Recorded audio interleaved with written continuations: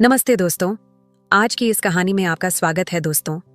मेरा नाम काव्या है और मैं अभी स्कूल में पढ़ाई कर रही हूँ। जून के महीना में मेरे स्कूल में छुट्टियां चल रही थीं। इन्हीं छुट्टियों में शादियों का भी मौसम था, जो कि एक शादी मेरे रिश्तेदार में भी था, जिसमें मेरे घर के सभी लोगों को जाना जरूरी था। मेरे घर के सभी लोग जाने के लिए तैयार थे, लेकिन सबसे बड़ी समस्या यह थी कि घर में आखिर कौन रहेगा और घर की देखभाल कौन करेगा, क्योंकि घर बंद करके शादी में जाने पर घर में चोरी होने का डर बना रहता। इसलिए सभी का साथ जाना भी संभव नहीं हो पा रहा था। सबने मिलकर फैसला किया कि मैं घर पर ही रहूंगी। मैं भी शादी में जाना चाहती थी, लेकिन फिर घर पर कौन रहेगा, बस यही सोचकर मैं नहीं गई और घर पर ही रुक गई। लेकिन पापा मुझे घर पर अकेला छोड़कर कैसे जा सकते थे? अगर कोई चोर आ भी जाए तो मैं अकेली लड़की क्या कर पाऊंगी?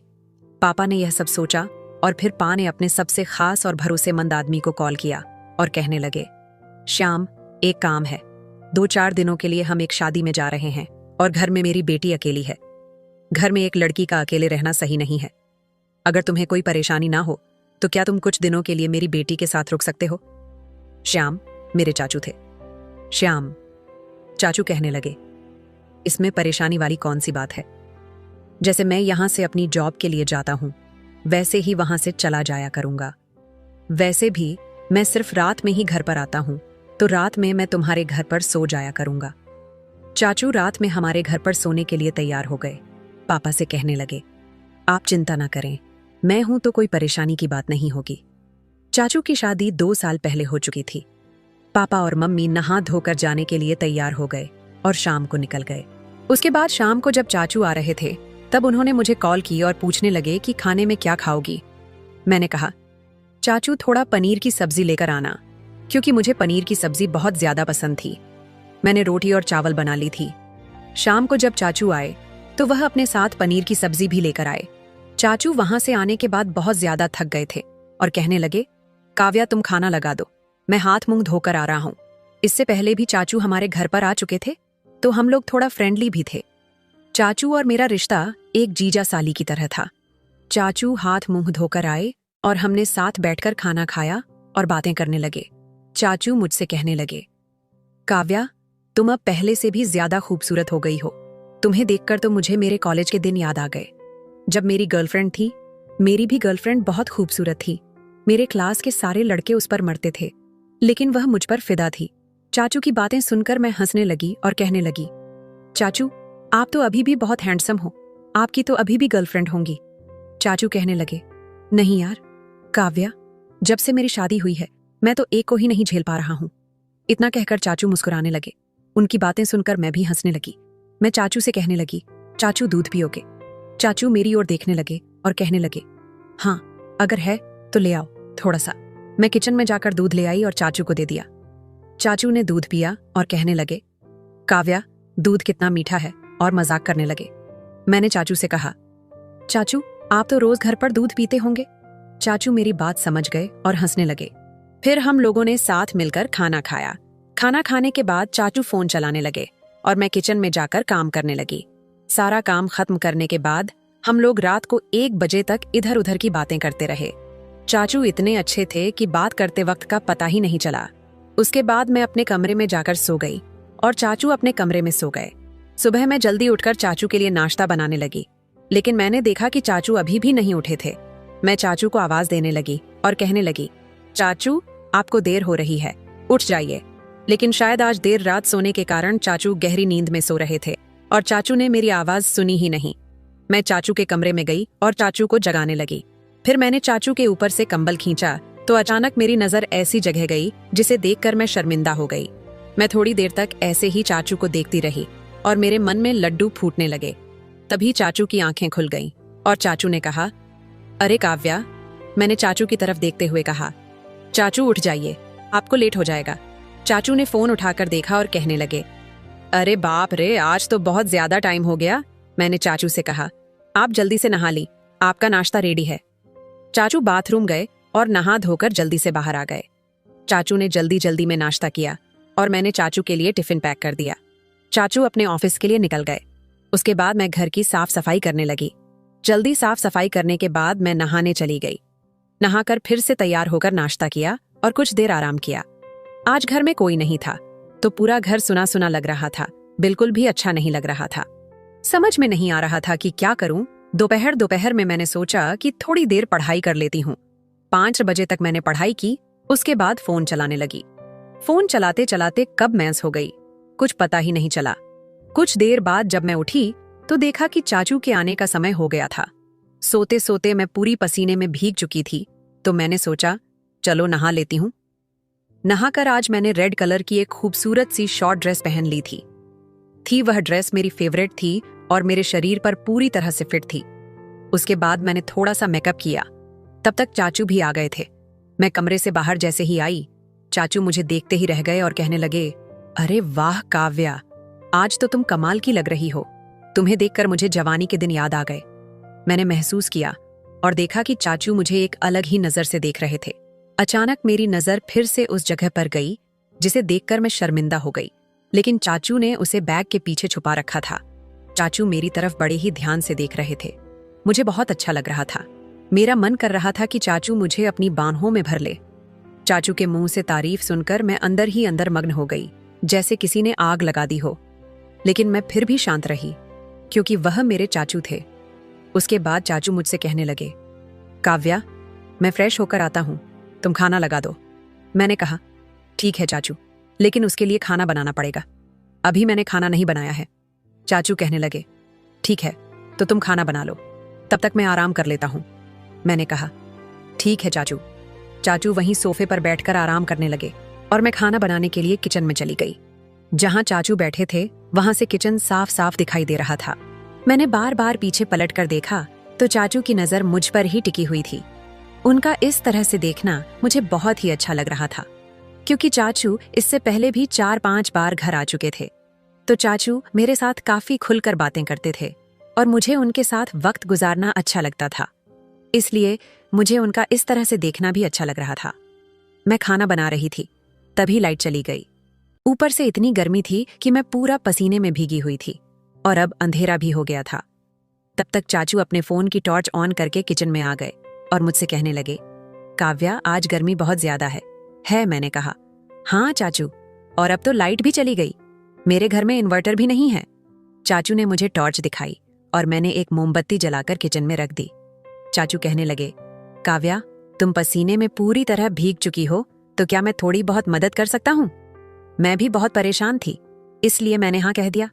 चाचू खाना बनाने में मेरी मदद करने लगे। मैंने और चाचू ने मिलकर खाना बनाया और बातें करते रहे। थोड़ी ही देर में लाइट भी आ गई। चाचू मेरी तरफ देखने लगे। पसीने में भीगने की वजह से मेरा वजूद साफ दिखाई दे रहा था। मैं भी अब थोड़ा उनकी तरफ मुड़ गई ताकि वह आसानी से मुझे अच्छे से देख सके। फिर मैंने चाचू से कहा, चाचू, आप आराम कर लीजिए, बस खाना तैयार ही होने वाला है। चाचू ने मेरी तरफ पंखा मोड़ दिया और आराम करने लगे। कुछ देर बाद खाना बनकर तैयार हो गया। किचन में काम करने के बाद मैंने सोचा कि क्यों ना नहा लिया जाए। चाचू सोफे पर बैठे बैठे अपना काम कर रहे थे। मैंने चाचू से कहा, चाचू, मैं नहाने जा रही हूँ। चाचू कहने लगे, ठीक है।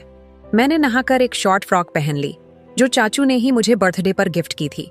आज जब मैं उस शॉर्ट ड्रेस को पहनकर आई तो चाचू की आंखें खुली की खुली रह गई। चाचू मुझे देखकर खुश हो गए और कहने लगे, यह तो वही ड्रेस है ना जो मैंने तुम्हें तुम्हारे बर्थडे पर दी थी। मैंने कहा, हाँ चाचू, आपकी दी हुई ड्रेस मुझे बहुत ज्यादा पसंद आई।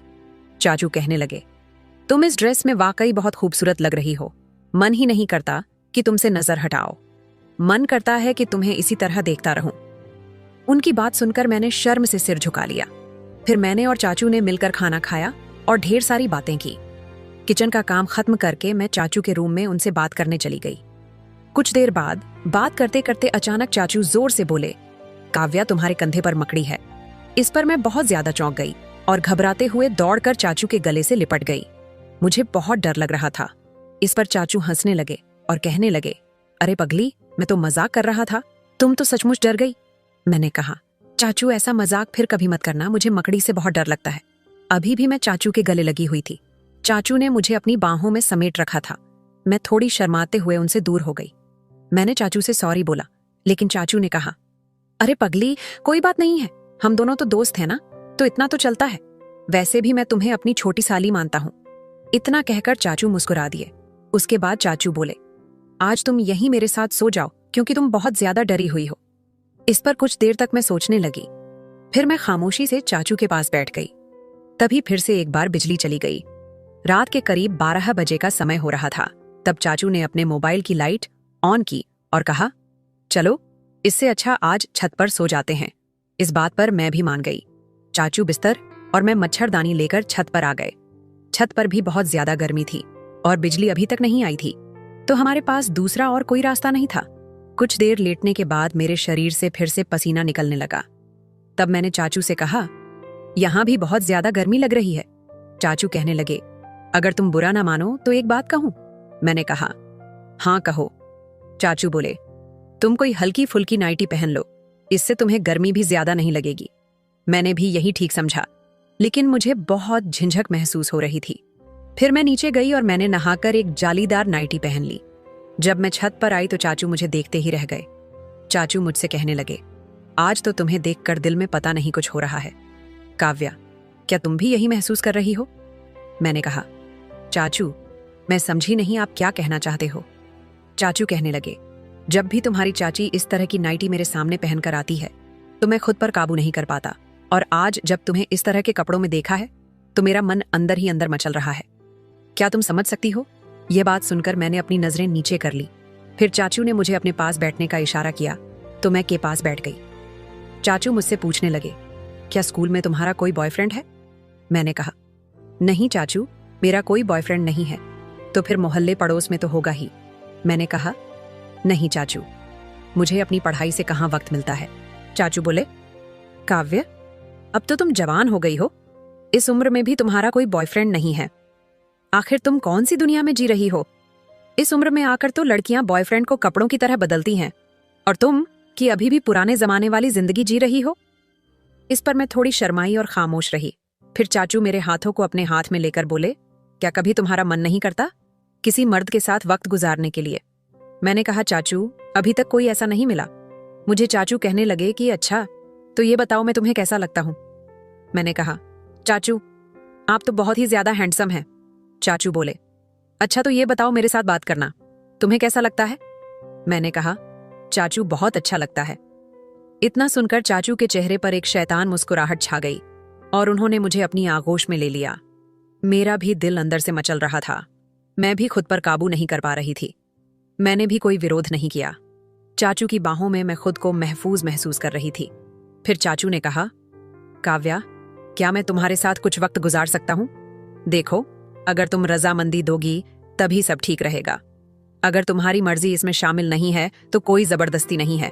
मैं तो सिर्फ इतना चाहता हूं कि तुम अपनी जवानी के वह दिन जियो जो हर लड़की आज के टाइम में चाहती है।